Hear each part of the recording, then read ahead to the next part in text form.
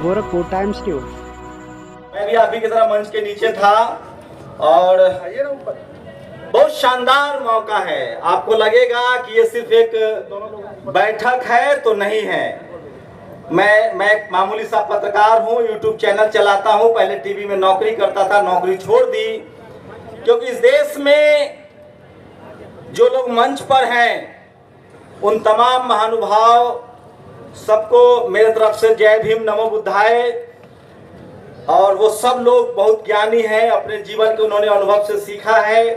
वो तमाम लोग हैं, वो सब आपके सामने गुफ्तगू भी होंगे। मैं 5 मिनट का समय लूंगा और भंते जी का आशीर्वाद है मेरे ऊपर, उनकी कृपा दृष्टि करुणा है और मैं मीडिया का छात्र हूं तो उसी लिहाज से बात करूंगा। आप कल्पना नहीं कर सकते हैं कि इस देश के 90% लोगों के पास 3% संसाधन है।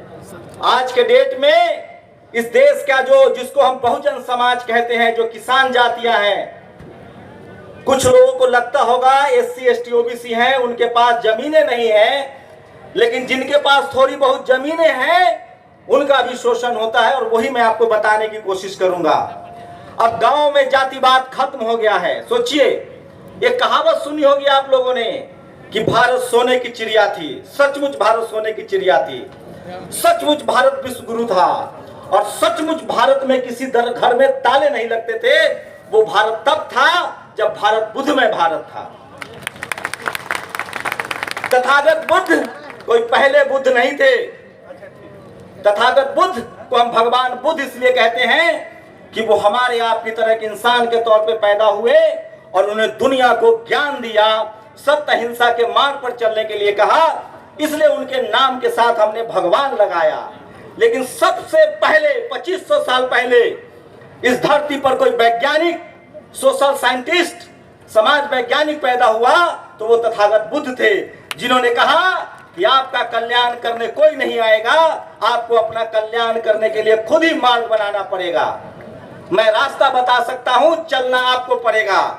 तो अगर आप भगवान बुद्ध की पूजा इसलिए करते हैं कि वो कोई पैसा, जमीन, संपत्ति दे देंगे, तो मेरे हिसाब से जितना मैंने बुद्धिज्म को पढ़ा है, आप गलतफहमी में हैं। बुद्ध ने कहा है कि जिस दिशा में आप प्रयास करोगे, जिस दिशा में सोचोगे, उसी दिशा में आपको सफलता मिलेगी और हर सफलता के लिए आप खुद जिम्मेदार हैं, लेकिन उसके लिए आपको माहौल और वातावरण बनाना पड़ेगा।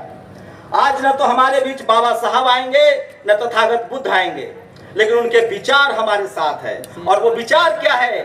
हमें मानसिक रूप से बहुत मजबूत रहना पड़ेगा। और सोचिए, अखंड भारत के निर्माता सम्राट अशोक के वंशज हैं हम। आज हर कोई कहता है कि भारत अखंड भारत बने, भारत विश्व गुरु बने, लेकिन भारत विश्व गुरु कब था? जब बुद्ध का भारत था। बुद्ध ने उस समय संघ बनाया, बड़े बड़े मठों के निर्माण किए। धरती के नीचे जहां भी खुदाई करेंगे तो आपके बौद्ध मठ मिलेंगे, बौद्ध विहार मिलेंगे। आप लोग कभी सोचते हैं कि जो इस देश के मूल निवासी थे, जो इस देश के बिजनेसमैन थे, जो इस देश के किसान थे, वो मजदूर कैसे बन गए? उसकी वजह थी हमारी सांस्कृतिक विरासत का खो जाना। हमने बुद्ध को भूल गए, हम धर्म को छोड़ दिया, हम अपने भाईचारा से अलग हो गए और हमें सांस्कृतिक रूप से गुलाम बना दिया गया। और उसी गुलामी को बाबा साहेब ने 1956 में, 1950 में संविधान देकर और 1956 में धर्म का रास्ता बताकर हमें फिर से उसी रास्ते पर लाने का कोशिश किया है। अगर आपको कोई कहता है कि ये किसी एक जाति का धर्म है, विचार है, तो वो आपको ठग रहा है। वो इस देश के मूल निवासियों का धर्म है और हम लोग दया, करुणा, भाईचारा, वो तमाम पशु पक्षी जो मानवीय गुणों से भरपूर थे, जो मानव के दोस्त थे, उनको बचाने का बुद्ध ने अभियान चलाया था। तो आपके सांस्कृतिक विरासत, कल्चरल जो डाइवर्सिटी है, उसको हड़प लिया गया है। और भंते सुमित रतन जी का मैं बहुत बहुत साधुवाद करता हूं कि आज के दौर में जब बोलने पर ताला है, चारों तरफ डर है, चुप्पी है, एक भंते अपने सांस्कृतिक, सामाजिक, राजनीतिक और आर्थिक अधिकार के लिए रात दोपहर के 3 बजे और रात के 2 बजे संघर्षरत है, उनके लिए एक बार ताली बजा के स्वागत कीजिए।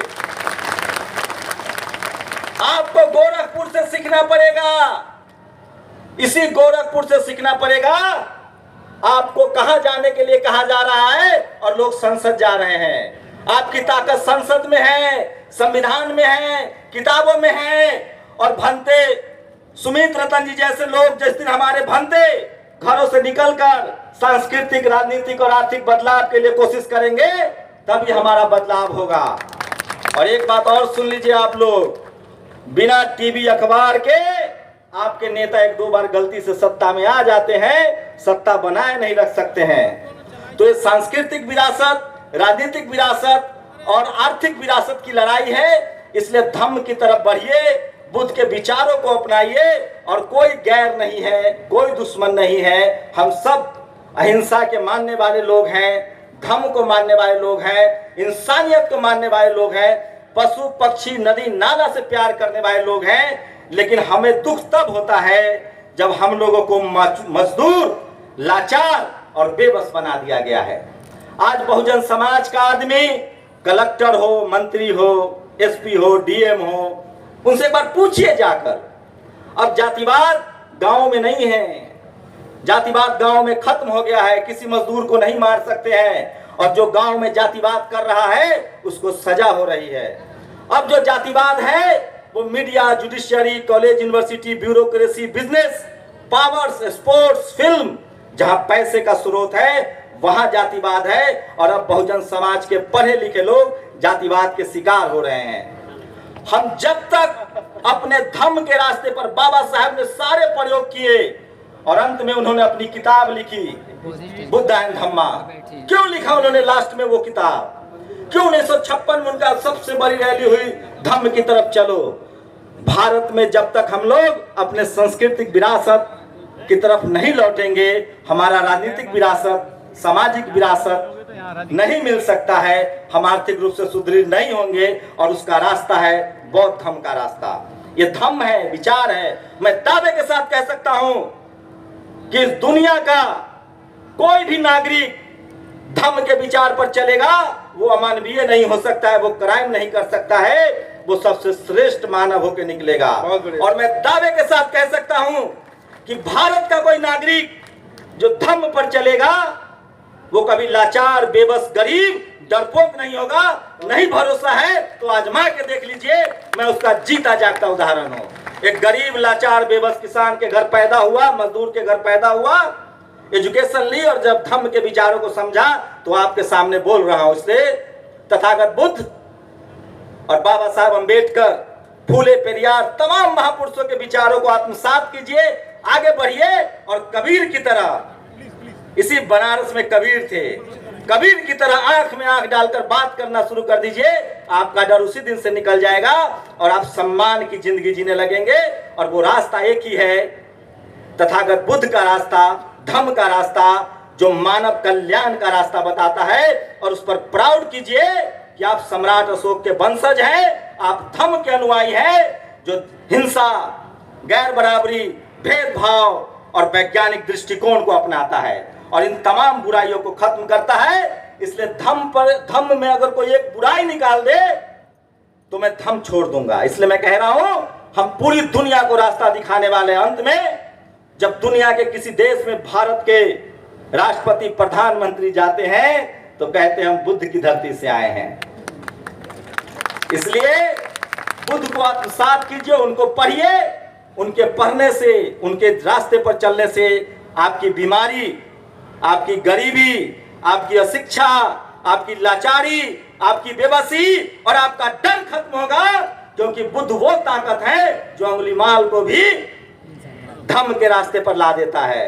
इसलिए मैं कह रहा हूं, धम्म कोई कर्मकांड नहीं है, धम्म एक विचार है जो इंसान को बेहतर इंसान बनाता है। जय भीम, नमो बुद्धाय। बहुत बढ़िया, बहुत बढ़िया, बहुत अच्छा।